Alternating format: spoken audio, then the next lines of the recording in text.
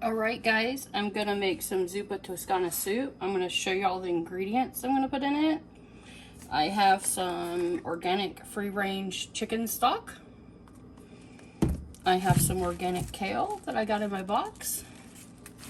I have these 2 small organic onions that I'm gonna use. I have a bunch of these organic potatoes that I got in my box of random sizes and whatnot that I'm gonna put in there. Of different colors. I don't care what color they are, it's enough. I have this chunky garlic paste because I don't have any fresh garlic, so I'm going to use that. And some mild Italian sausage. This is the Good and Gather brand from Target. It has no nitrates in it. Some fresh ground black pepper. Some Himalayan pink sea salt. And I'm going to use some avocado oil to cook the meat in. So I'm going to pause for a moment. Alright, so I'm going to start by adding a little avocado oil to the bottom of the skillet. And I have it on medium heat right now. And I'm going to put my sausage in it. I just dump it in there, and then if the paper sticks, I just pull the paper off. Because the paper likes to stick. But no worries. I will get it all off. There we go. No paper. Now I'm going to grab my wooden spatula so that I can chop this up.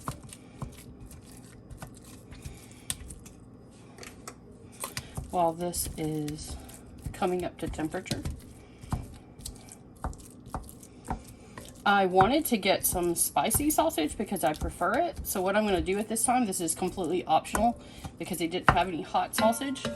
I'm going to add a little red pepper flakes into here because that's really the only difference in the 2 things.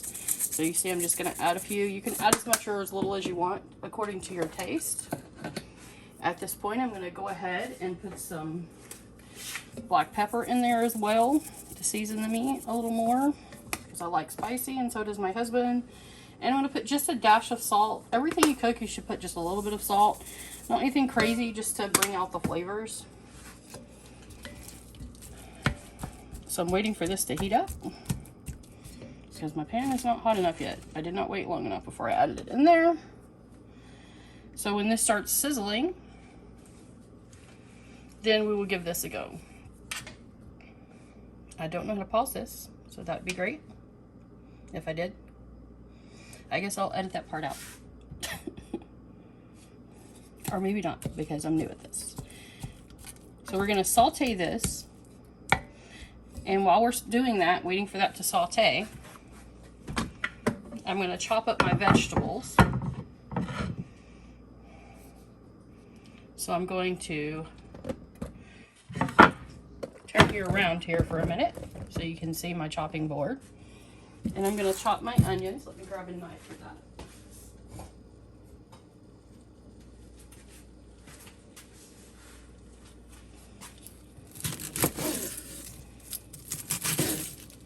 These are very small onions. I would only put 1 in them normally. But these are really, really tiny, as I told you when I got the organic stuff in the box. A little extra ripe, so I'm going to pull that part out. Take this peeling off of the outside. So I'm going to have to use 2 of these because of that. Alright. There's the peeling here.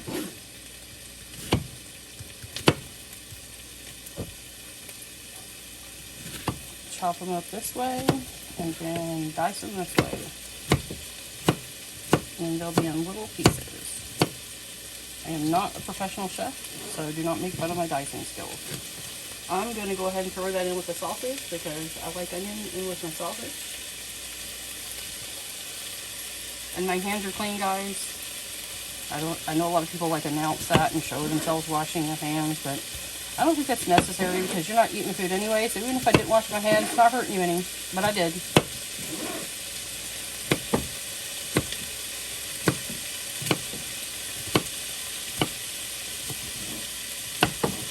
Alright.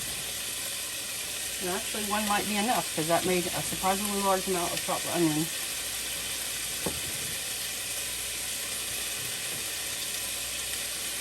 And I'm going to go dump this. And I'll be right back.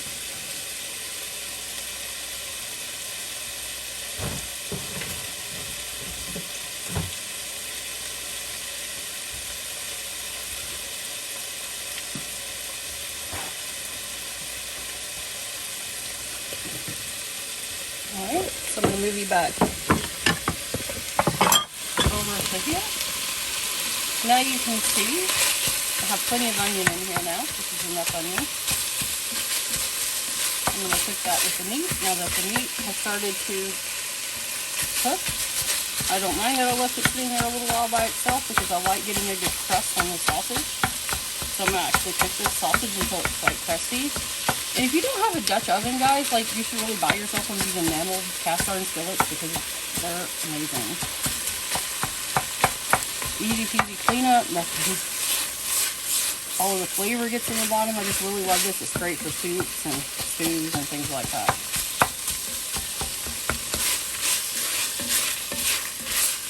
So I'm just going to keep cooking this until it's done.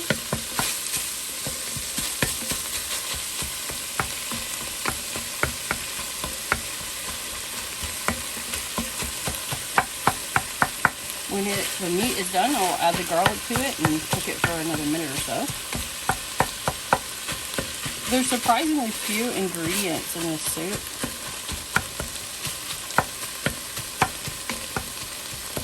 Believe it or not. I always like to put a little Italian seasonings in here. So you're going to see me add some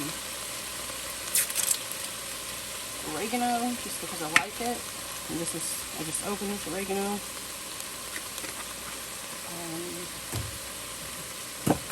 Excuse me, I dropped that. A little bit of basil.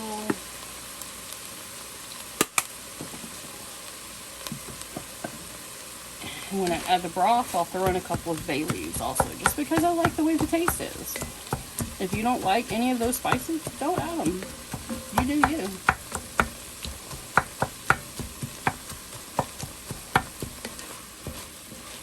You can also add some bacon bits, some fried bacon in the bottom and fry it in the bacon grease. I've done that before. Didn't feel like doing that this time. I do have some bacon bits that are completely fully cooked that I'm going to use to top the soup when I'm done. But right now, this is great. And I wish you could smell it. It smells really good just with these few seasonings in it. So I know that right there.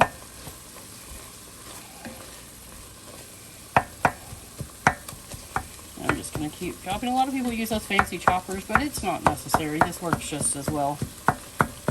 And you can get a pack of these at the Dollar Tree if you're really whatever on it. Just be careful that you make sure that you keep them coated in oil so that they don't start splintering. I just take my spray oil when I'm done cooking and I just give them a spray at the end so they stay nice and don't splinter. Put a little parsley in here for color because I like my soup to have a little green in it.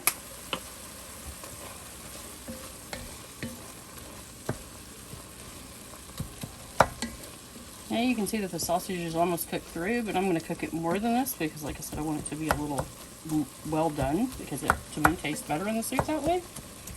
Not because I'm concerned about the sausage being done, because as it boils, it will cook further. I just like the crust on it. I'm sorry if the chopping is annoying. Apologize. And I am going to leave that bit of grease in the bottom. You can strain it out if you're concerned about that, but it will rise to the top later and I can scoop it off much easier than getting it out now. And it gives it a lot of nice flavor, and it is avocado oil, so it is a healthy fat.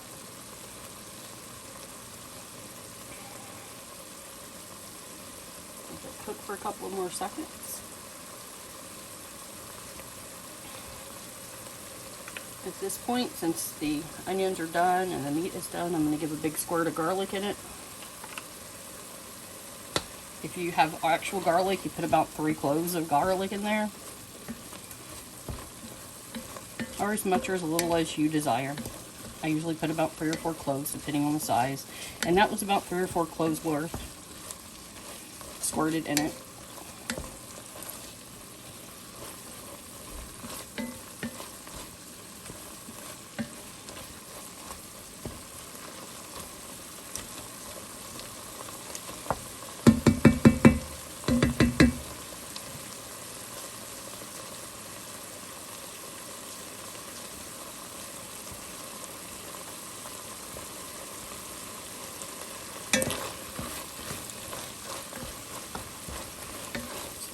nice color now. Now I'm going to add my chicken stock. You can measure if you want to. I don't. I just pour the whole carton in there because the carton is just the right amount.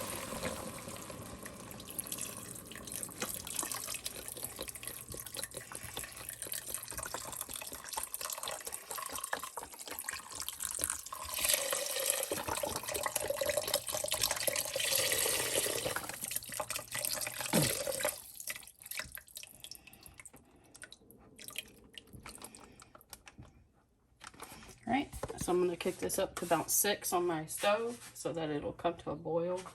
Then I'm going to wash and dice my potatoes and put them in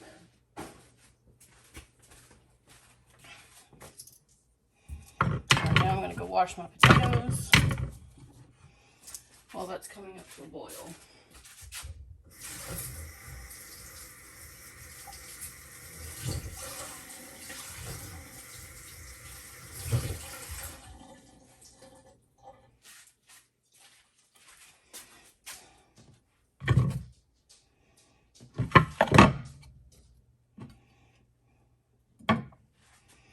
Okay, this is where I'm going to pause it and restart it. Alright, now that I have my potatoes washed, I'm just going to, I like the skin on them. You can take the skin off if you want to. I'm just going to slice them. It's not a great knife for potato slicing, but I don't feel like washing 2 knives, so we're going to use one. And by the time I get all these potatoes sliced, hopefully it'll be boiling. Then just take any bad spots off that you think are bad spots. Throw those away. Alright, then I'm just going to put these in bite-sized pieces. And I'm going to throw them right into the soup.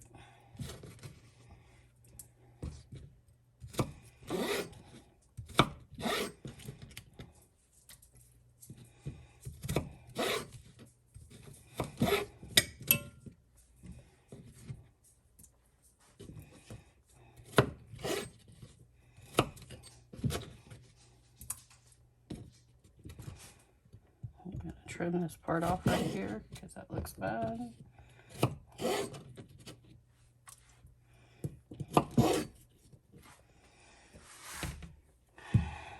It's the thing that you have to deal with when you're using organic is they're organic and they're gonna look like they just came out of the garden. So you're gonna occasionally run across some parts that are not pristine.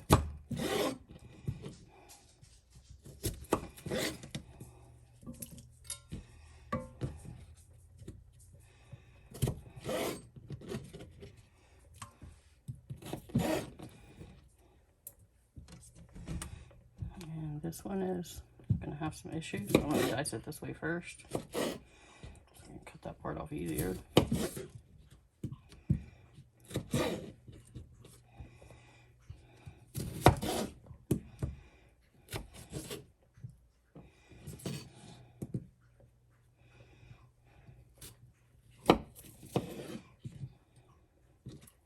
this little part off here.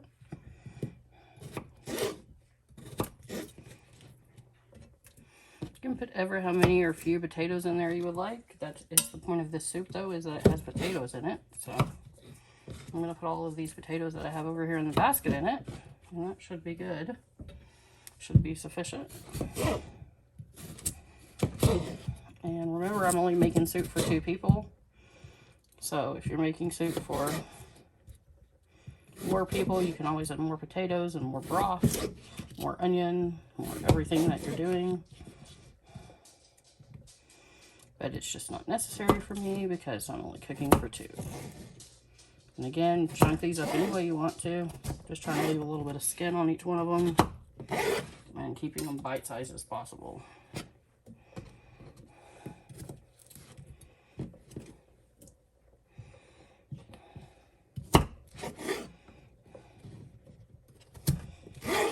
And they do not have to be in kind of uniform shape as long as they're all about the same thickness or size, or we'll get done in the same amount of time, which is what I'm aiming for.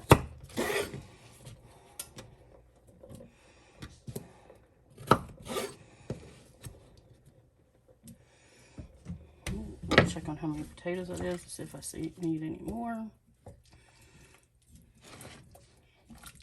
It's quite a few potatoes in there, as you can see.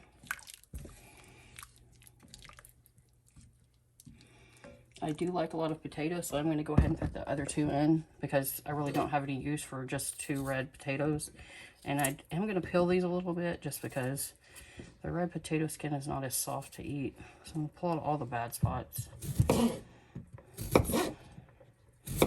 I'm going to rinse these one more time because they appear to be even more dirty than the others.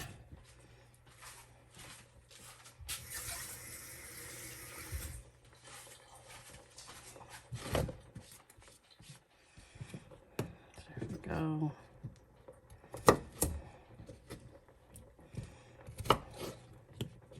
But I've made these with yellow potatoes, I've made these with russet potatoes, I've made these with frozen potatoes. So it'll work with any kind of potato. Just chop them up, throw them in there. I have one more. This one has a real big bad spot in it, so I'm going to try to trim that off. But hey, my mom told me just cut it away. You can still use it. And then I'm going to, again, rinse this again because it's pretty dirty.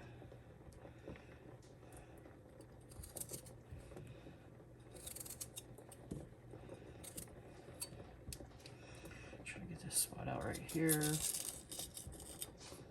Okay, and I'm going to go rinse this with my knife.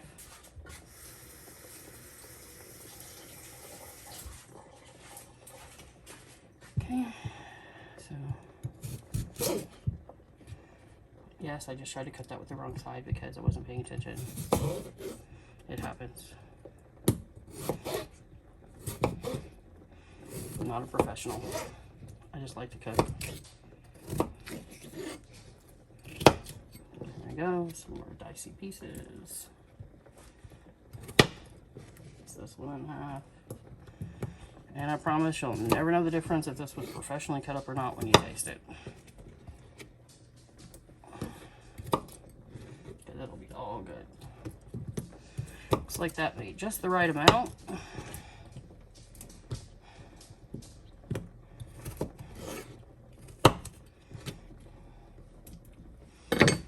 Alright, so let me move the cutting board. I'll be right back. Put all this away. Excuse the dirt because I just made a lot of dirt with my cutting board.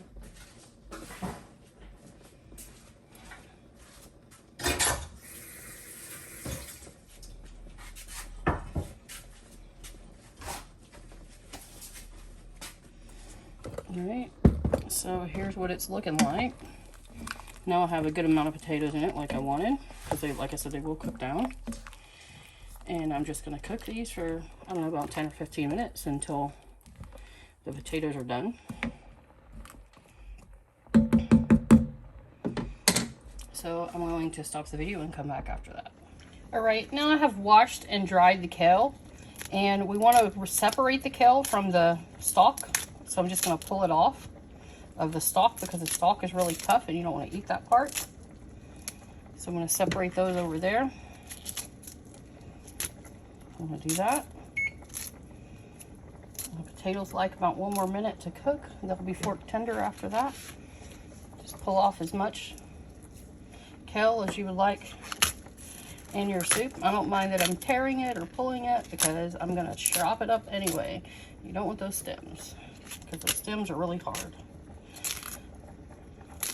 And this is a really different kind of kale. It's a darker kale. I believe that it's called dinosaur kale from what my research was, but it's supposed to be a more tender version than the other kind of kale, so we're going to find out and see. Than the curly kale that you typically see. So I'm going to pull those stems off. Just keep doing this until you get a bunch of kale. And I just used one of the little bunches that was there. I'm not being particular about what a nice job I do because I'm going to chop it up in just a second. Anyway, make sure you wash your kale really good. I did that over the sink. That means my potatoes are done. So what I'm going to do is I'm just going to take this into a bunch. And I'm just going to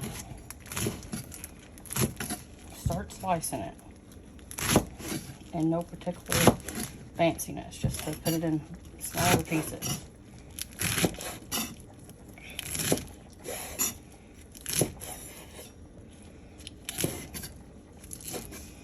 And there we go for that. I'm gonna throw the stems out. I'm sure you could save those stems for a nice vegetable stock or something, but this is about all the kale that you need. Now I'm gonna check the potatoes and see if they're done. The potatoes are fork tender. As you can see, I was easily able to cut that in pieces. I'm gonna move this to the back so I can show you putting it into the pot. So, as I showed, the potatoes are really tender. I can take them on the side and break them in half easily. So that means the potatoes are done. So now that the potatoes are done, I'm going to taste it. I'm going to see if it needs anything additional. If I can find where I stuck my spoon, because Lord knows. Well, I don't know where I stuck it, so I'm going to get another spoon. This is how I end up washing 1,000 dishes. Take a little of the broth and taste it if I need any more salt or pepper.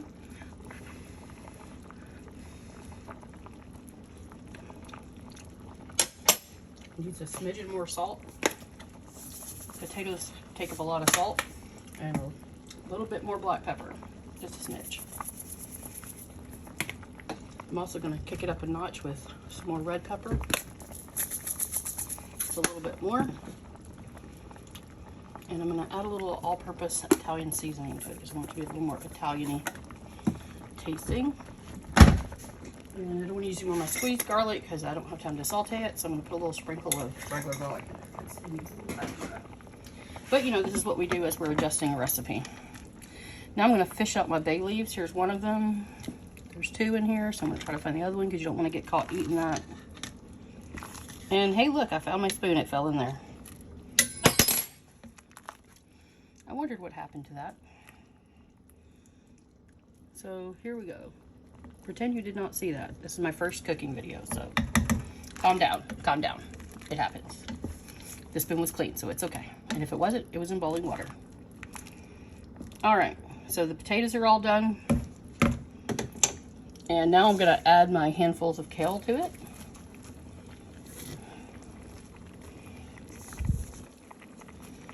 That you washed very good, patted dry with a paper towel and diced up. Make sure you took off the stems. Now they're just going to push them down into the water so that they'll wilt into it. And this is the time where I'm also going to add the cream. I don't know if I mentioned that you need heavy cream in this. I think I did it in the intro. But you need some heavy cream. I don't really measure it. I kind of eyeball it until it looks creamy like the soup is supposed to. But one of these tiny ones is sufficiently large and you'll have some left over usually. So you see how pretty it looks right now? I'm going to take a picture of that because that's amazing. So I'm going to pour a little bit of this in there. I poured about 1/3 of it in so far. And that's the right consistency. So ever what 1/3 of this is. So 1/3 of a half pint. And this is the right consistency right there. So I'll have some more whipping cream for something later. Now, I told you that I like to add bacon bits to it. I just bought them already bitted. They're real bacon bits. Make sure you use real ones. That imitation stuff is not good. So I'm going to open these. And I'm just going to give it a generous helping of that. And give it a stir in. Look how pretty that is. You need to let it cook about 3 minutes after adding the kale, so it'll wilt the kale down.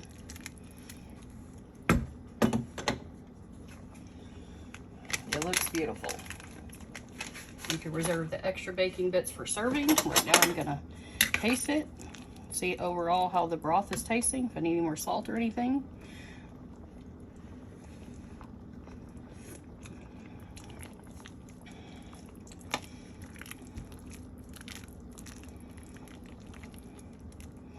Tastes really good. I'm not going to add any more salt to the thing because Al doesn't like anything too salty, but I will put more salt on my personal plate. But I did add some bacon bits in there, and that will make it a little saltier than typical. But here's what the soup looks like when it's done, so you can get a nice look at it. I think it looks great. And it's all ready to serve. So this is Olive Garden Copycat Zuppa Toscana soup.